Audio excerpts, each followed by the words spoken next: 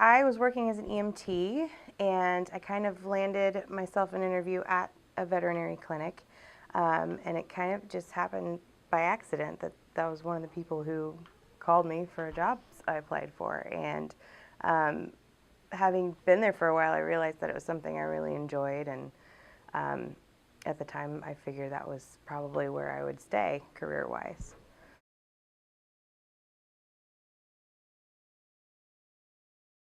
Millie and her cat had such a huge impact on every one of us that worked at the clinic, and it had happened recently when I read about this contest.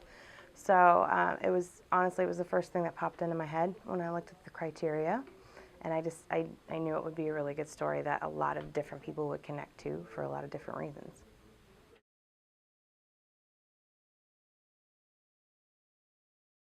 Winky kind of had an impact on everyone there more than your average cat. Part of it, I think, was what how traumatic of a situation she came from, and she, despite everything she was going through, she still had such a loving personality. I think knowing that she, learning more about her as time went on and knowing that she didn't really love everybody made us a little bit, more connected to her. But their story was just it wasn't your typical story. Not getting to meet the client is not something that we're used to. Hearing everything secondhand from her caregiver was also a little out of the ordinary for us.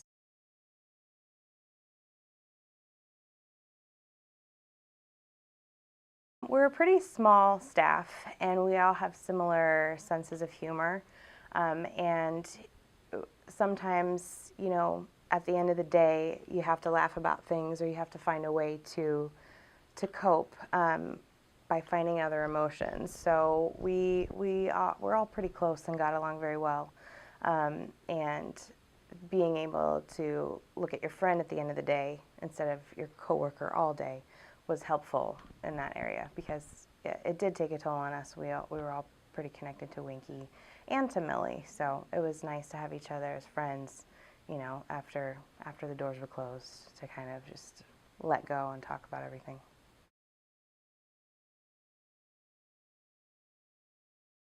I think the number one thing I learned was to not judge, um, as soon as an animal or a client comes through your door, not to judge them immediately by what you see, because there's so much more to her story that we learned as time went on, and it's important not to be judgmental just because you see an animal that you think has been neglected. You don't always know what's going on in that situation. I spoke with Millie's caregiver, and they're doing really well. Sweet Pea is the reason that Millie gets out of bed in the morning, probably the only reason.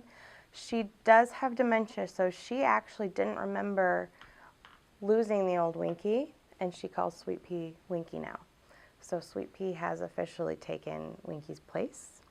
And I told them about the article. I told her caregiver about the article. And when she brought it up to Millie, she kind of, she had a funny look on her face, like she didn't remember the experience of Millie's passing. So she's